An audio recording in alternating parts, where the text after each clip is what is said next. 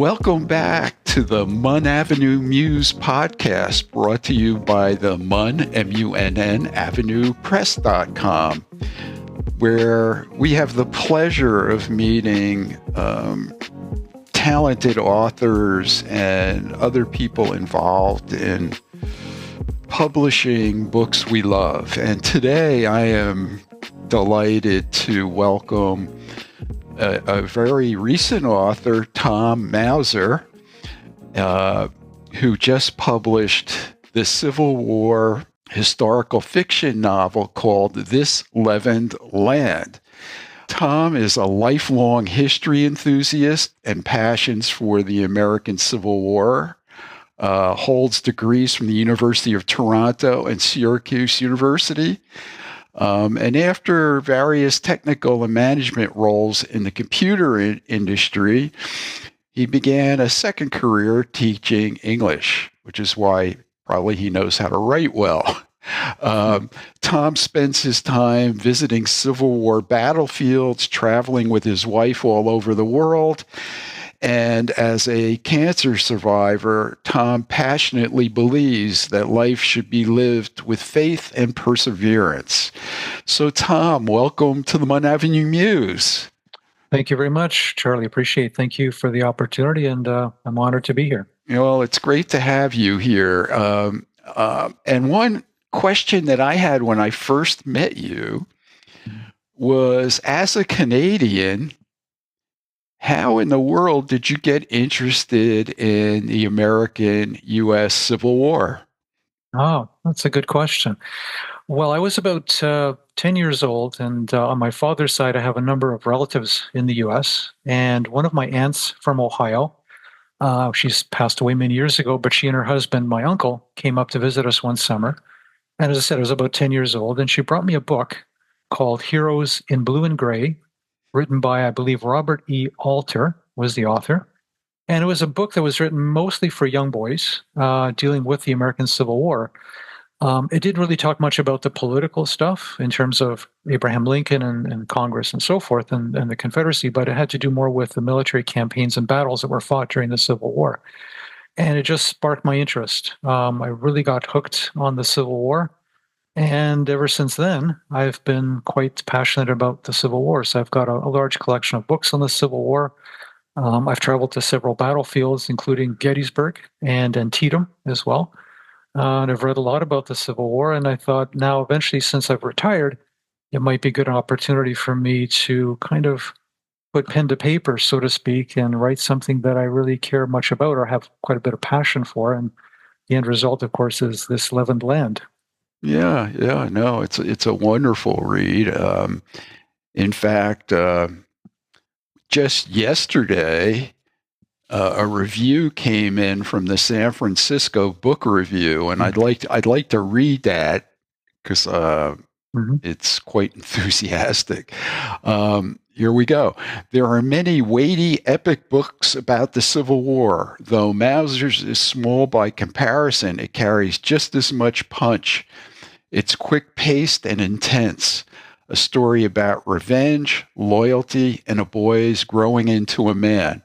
Through James Meacham's eyes, he's the main character, we see not only the moral struggle of opposing slavery while living in the southern state of Tennessee, but also the moral struggle to be willing to fight to end it.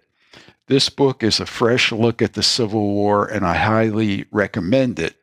Joe Niederhoff, San Francisco Book Review. Well, that must have felt good to get that review, Tom. Yes, it did feel very good, actually, very gratifying. After all the work and so forth that was put into this, yeah.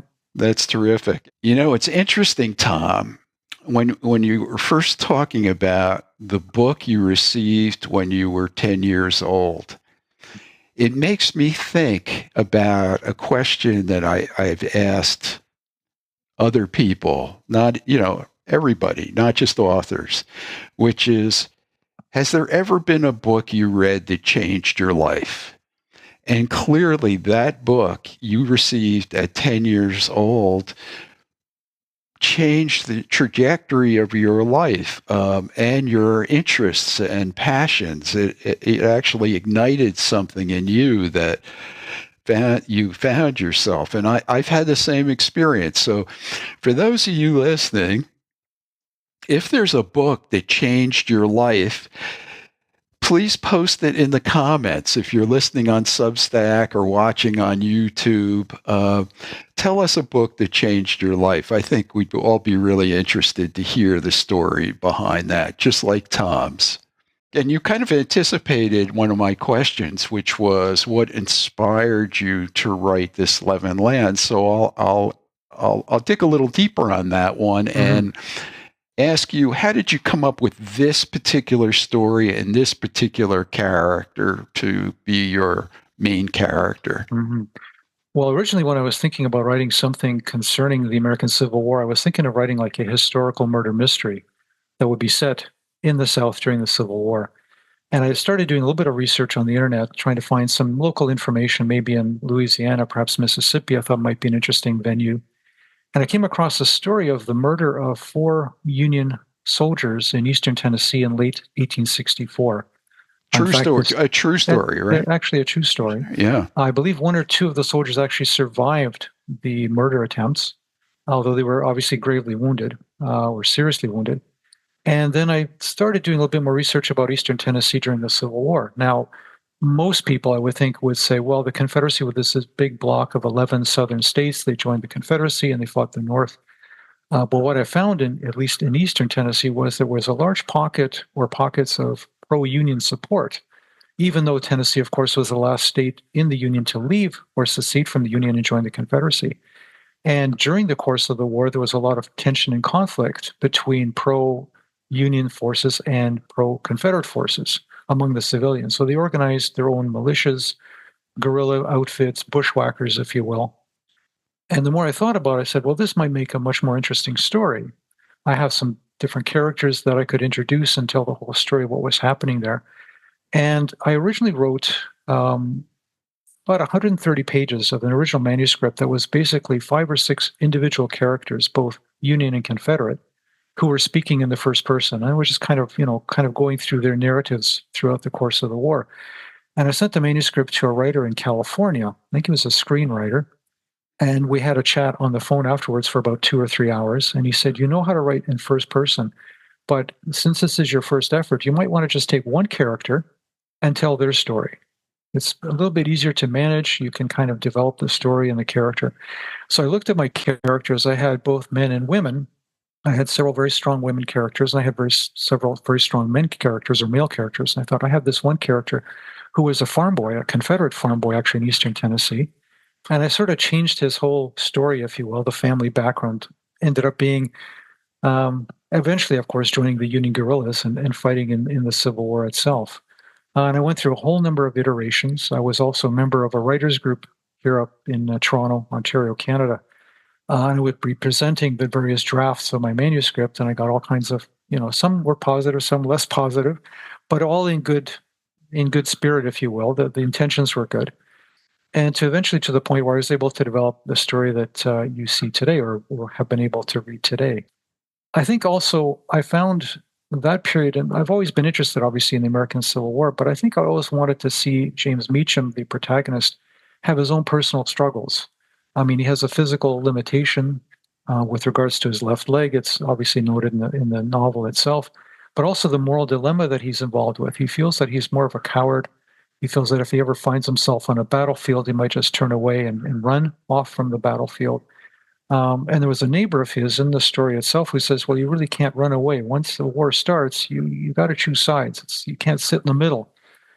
And of course, the circumstances that happen, of course, the Civil War kind of overarches everything else in James's life and his family life, forces him to make that decision and to eventually join a Union guerrilla outfit. And he really faces his fears. He overcomes them basically with courage. He finds his courage, if you will, to face his fears and to overcome them as well. And it's very challenging for him. I think it's very difficult at times. There's a lot of heartbreak as well, difficulties. But I think in the end, he becomes more of a man. I think he grows from being a boy into a man. He matures that way and goes through various experiences. And it's quite, I really didn't expect it to end that way, so to speak, like the end of the story. But it just sort of came. It just kind of kept evolving and evolving. Um, and even one character, Jedediah Woodson, who is actually a free African American, who is a cooper, which is like a barrel maker, if you will. It was his trade. And he just came out of nowhere. I wasn't even anticipating him, and he just came.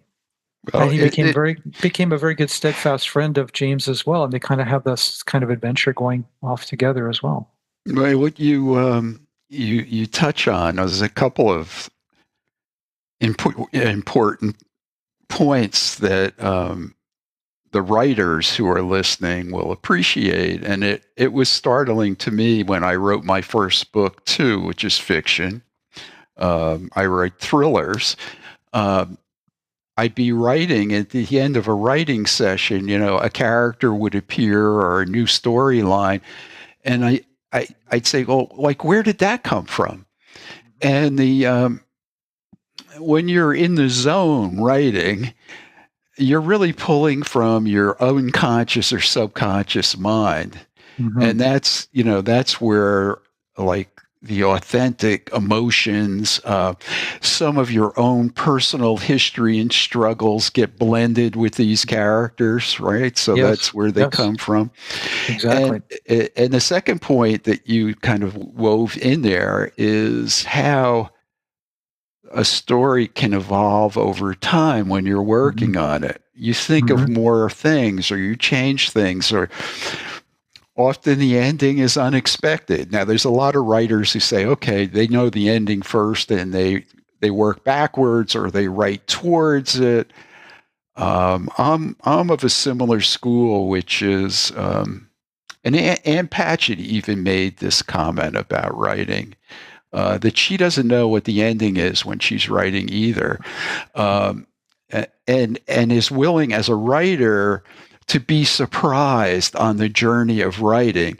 And she feels, and I agree, that if you, as the writer, are surprised like you were surprised, the reader will be also. And it makes the journey of reading more interesting, because in a way, you as the writer and the reader are discovering what happens next, which you didn't know in advance. Exactly. It's almost like you're on a journey together. Both the reader and the writer are kind of discovering this path, if you will, that you end up in kind of a surprising place sometimes, depending on whether you're allowing your creative juices to flow, so to speak.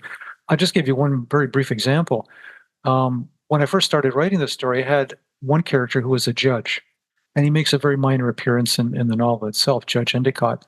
And I was thinking, because I was writing it in the first person, I have like 5 or 6 different characters speaking, and he was the first one up, so to speak. He was the first one up to bat, so to speak, if I can use a baseball analogy here.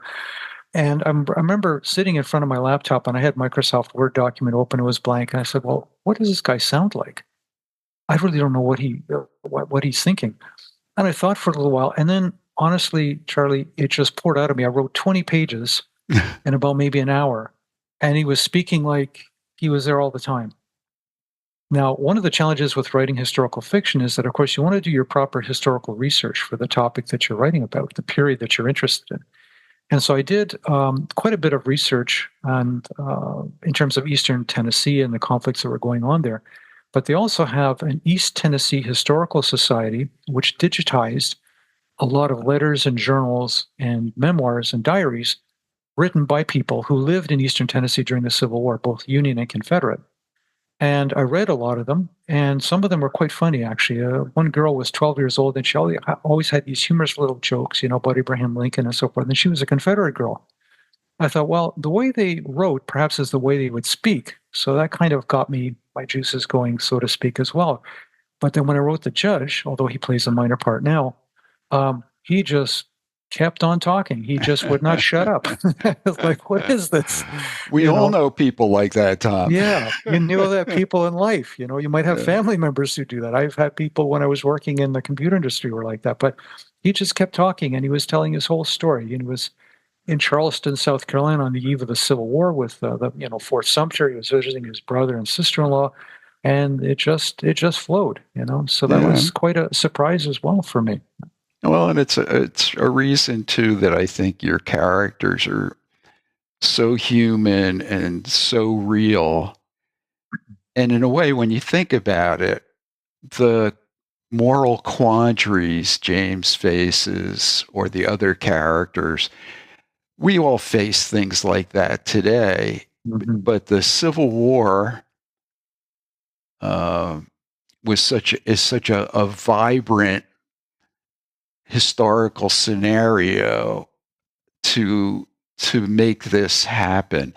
And I think as readers, we are always looking for extensions of the challenges they face to our own challenges or our current Mm-hmm. political climate, and Mm-hmm. um, I think that that's one reason people love historical fiction. It's a very historical fiction is one of the most, at least in my experience, publishing them, one of the hottest or most read areas now. People just love it, and I think the other component of why people love it is, and I found this to be true with your novel, is I didn't know about the resistance, the opposition militias in East Tennessee and Mm-hmm. elsewhere, that there was Mm-hmm. such an active opposition, because my knowledge of the Civil War was very superficial. So it was like black and white, North versus South, and so forth. Mm-hmm.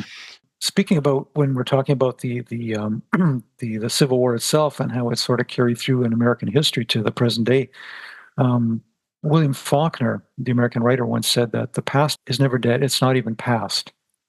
And in other words, history is just flowing all the time. We have our own individual histories, a family histories, a community, a nation, and even the Civil War brought out a lot of issues, particularly with regards to freedom for African American slaves. We have the civil rights movement, of course, in the 1950s and 1960s. We had Martin Luther King Jr. speaking in front of the Lincoln Memorial back in 1963. I Have a Dream speech as well. So a lot of that stuff is still rolling around, and you see the political divisions today going on between Republicans and Democrats, North and South, so to speak, red and blue states. The same thing happened, prior to in the years leading up to the American Civil War. A lot of division, a lot of rancor, a lot of toxicity, if you will. And I'm reading it and I'm saying, my goodness, some of this stuff is like you could take it in today, translate or remove it to today, and say nothing's really changed, right? Yeah, So it's an yeah. interesting period, yeah, for sure. Well, and in a way, this period may be more parallel to Reconstruction because we Hmm. had a lot of movement during the Civil Rights Movement. Now we have Hmm. pushback, a certain degree of regression, undoing of the Voting Hmm. Rights Act, and things like Hmm. that. So Exactly. Yes. Yeah. Yeah. history kind of moves two steps forward, one step back all the time, right? Yeah, it's almost like everything old is new again, so to speak. It kind of has a rebirth, if you will, that flows that way. Yes, yeah. Yeah. Is there anything that you learned in your research that Americans wouldn't know about the U.S. Civil War and might find fascinating? It's interesting because at the beginning of our conversation, you were asking, why is a Canadian so interested in the American Civil War? One of the things is I've actually discovered in the last number of years is that it's been estimated there were about 40,000 Canadians who actually fought in the Civil War. The majority of them actually served in the Union Army. Some of them actually served in the Confederate Army. Of course, a good number of them lived in the United States at the time, but they were born in Canada and they moved to the United States. Others actually crossed the border into the US and enlisted either in the Confederate or the Union armies. I'll give you a couple of examples, if I may. Um, One of them was actually an African Canadian. Actually, his family was originally from Alabama. He was born in Toronto and they moved to Toronto in about 1830s. He studied medicine in Toronto. His name was Anderson Ruffin Abbott. He became a surgeon. He enlisted in the Union Army when the war broke out. He was helping African American soldiers who were wounded in battle, as well as contraband African Americans in Washington, D.C. And the night that President Lincoln was assassinated, he tried to actually save his life when they took him across from Ford's Theater to the house across the street. He was one of the doctors trying to help save him. And the widow, of course, the First Lady, Mrs. Mary Todd Lincoln, actually gave him a shawl as a token of appreciation for what he had tried to do to save her husband. The second example of interest here is was a Dr. Solomon Secord, who was also a doctor in Ontario. And he went to Georgia just before the outbreak of the Civil War, I think to visit relatives. He enlisted in the Georgia 20th Infantry Regiment and served as a surgeon in that regiment across a number of different battles, including the Battle of Gettysburg, where he was captured by the Union Army.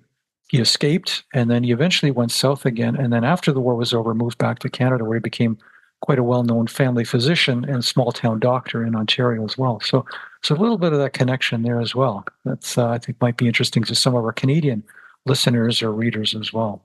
Oh, that's really neat. Yeah. Well, Tom, is there a paragraph or two that you might like to share with us and read for us? Sure, I do have something here. Just a little bit of context. This is James Meacham. Obviously, is speaking here. It's his memoir that he's written, and he's talking about December of 1861, when the Confederate bushwhackers are starting to sort of run amok, if you will, in his part of the county. And he has one particular encounter here with the Confederate bushwhackers that I thought I would read. I soon reached the top of another rise in the road. A half-mile or so ahead, a farm was burning brightly. Thick black smoke and glowing orange and yellow flames were rising into the sky. "Oh, God, no!" I cried out. I whipped Sugar with the reins and kept whipping her as I rode past Stoneman's Wood towards the burning farmstead. I jumped off Sugar as soon as we turned into the farm lane. Terrified, I hobbled up the farm lane to my family's farmhouse. Everything was in flames. One of our plowing mules and a milking cow were on fire, and both of them were screaming and running wildly around the farm fields. In front of our burning farmhouse, my father lay on the ground by our wagon, his body filled with fearsome bullet holes. The wagon's pair of horses had been shot dead, and they lay on the ground, tangled up in their bridles and reins. I looked over at our burning farmhouse and saw my mother lying on the front porch. I ran over to her. Her face was badly bruised and bloody, and she had been shot many times. Surrounded by death, fire, and clouds of smoke, I was overcome with shock and fright.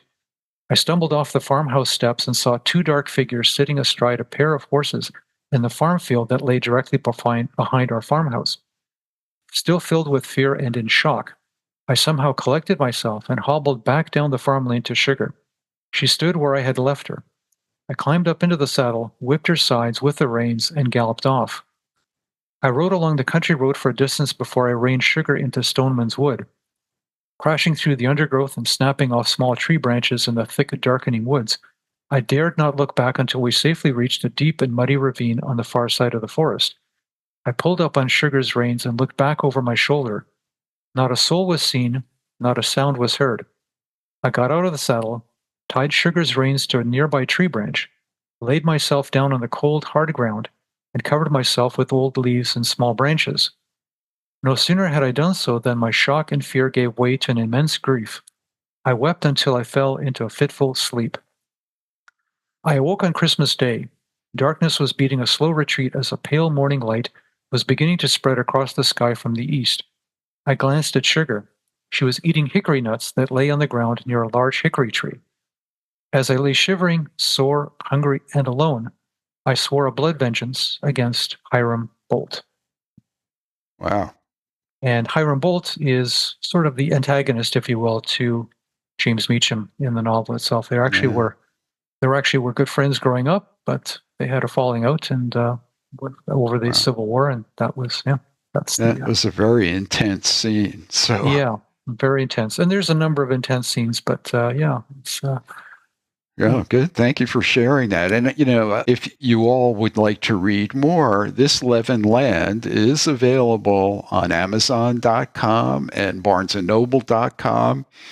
Your local bookstores can order a copy. Soon it will appear on bookshop.org and websites around the world. It only came out like 3 weeks ago, so it's still pretty brand new. Yes. Yeah. What was the experience like of going from your final draft to actually being able to hold a book in your hand? What was the publishing experience like?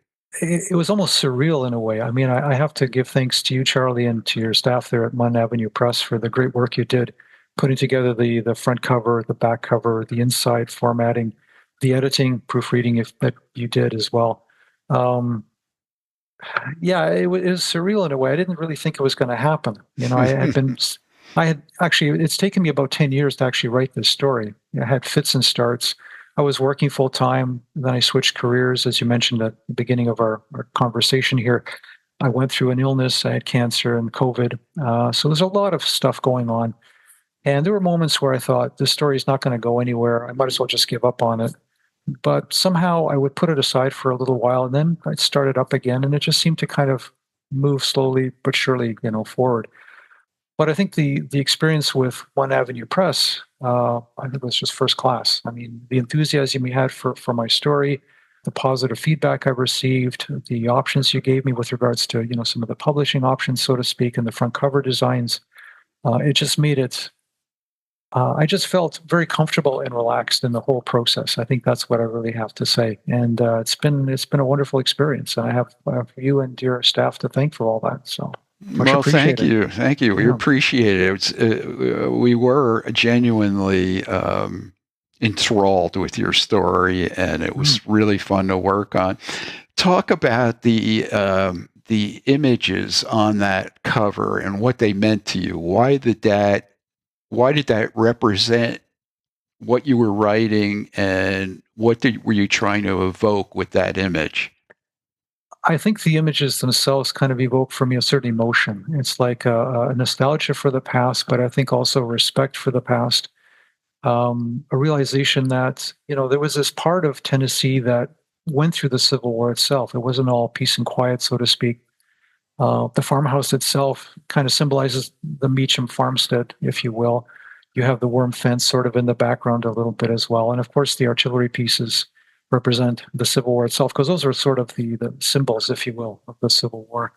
And I felt also there was a certain, in a way, kind of a sadness that perhaps was reflected in the cover, not maybe consciously, but maybe there was a sense of people were, they went through a lot of suffering during the Civil War on both sides, and particularly those who were fighting in Eastern Tennessee and elsewhere as well.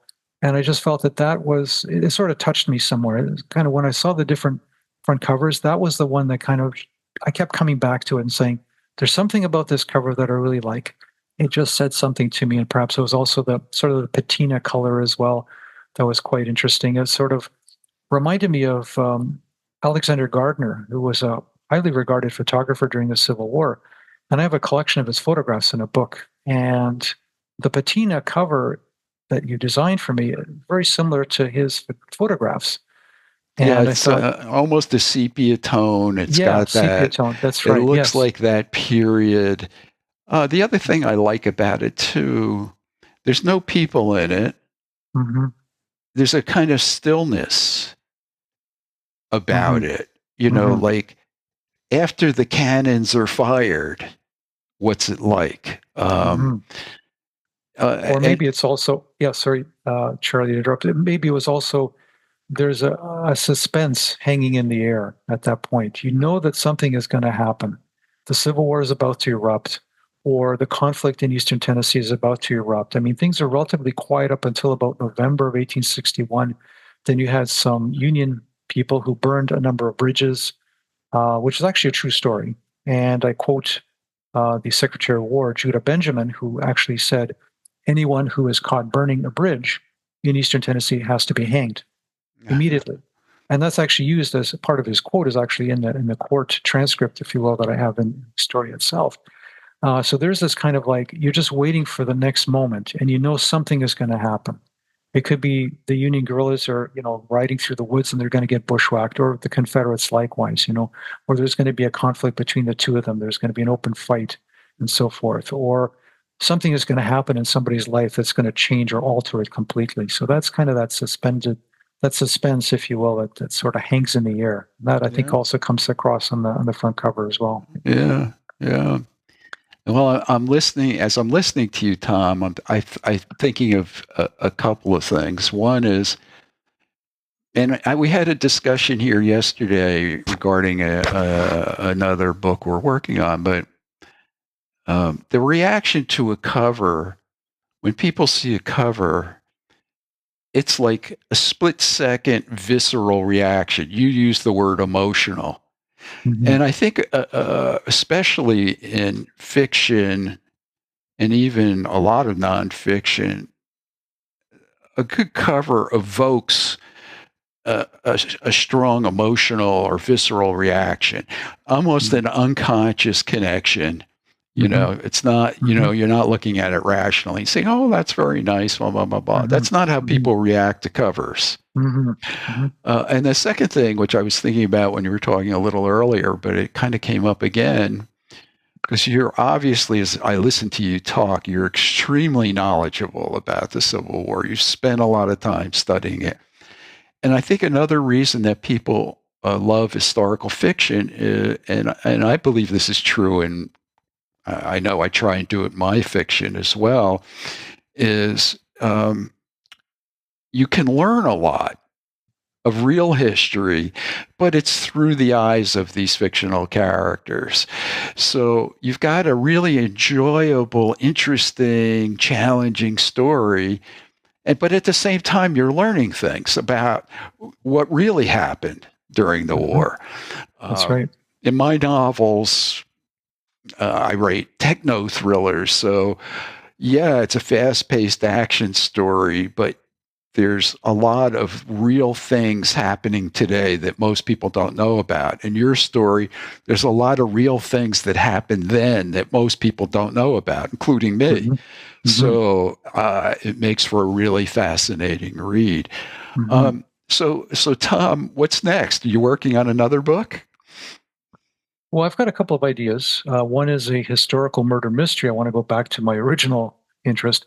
A historical murder mystery may be set in the years immediately after the Civil War, during Reconstruction, set maybe in the South. I've also got another idea for writing a historical spy novel, but this time maybe writing it from the Russian point of view, where the Soviet Union, Stalin, sends an agent overseas to perhaps the United States to set up a spy network in the 1930s, and his experiences there and how he ends up betraying his own country. Now, here he's a man sent overseas to persuade someone to betray their country, the U.S., and he in turn actually ends up betraying his own country as well. So there's a interesting dynamic there as well. So we'll see. We'll see. I think that scenario has happened many times. Yes, it has. Yeah, and both ways. It's not just it's our agents going there and turning as well. That's right. The famous Philby case and others. Yes, absolutely. That's probably the most famous of all. Yeah. Yeah. Really interesting.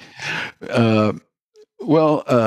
Tom, it's just such a pleasure having you on and sharing your story. I think for authors that are listening, your journey is fascinating. And I think for the avid readers that are listening, to understand the effort and the thought process that goes into creating a great work of historical fiction, but also fiction and literary fiction, because it really falls into all of those categories. So, and your book was a bestseller last week, I believe, right? Yes. Number one in 3 categories. Yep. So I encourage all of you out there to check out This Leavened Land by Tom Mauser. It's on Amazon, BarnesandNoble.com. I look forward to seeing the next book and hopefully helping you make it come to life. Absolutely. It's the deal. Yes. All right. And if you have a book in your mind or on paper, or you're thinking about one and you're interested in publishing it, we design, develop, print, publish, and even do audiobooks. So contact me at the munnavenuepress.com. Tom, thank you so much for joining us today and sharing your story. Appreciate it. Thank you very much, Charlie, for the opportunity. It's been a real pleasure, and I've enjoyed our conversation here.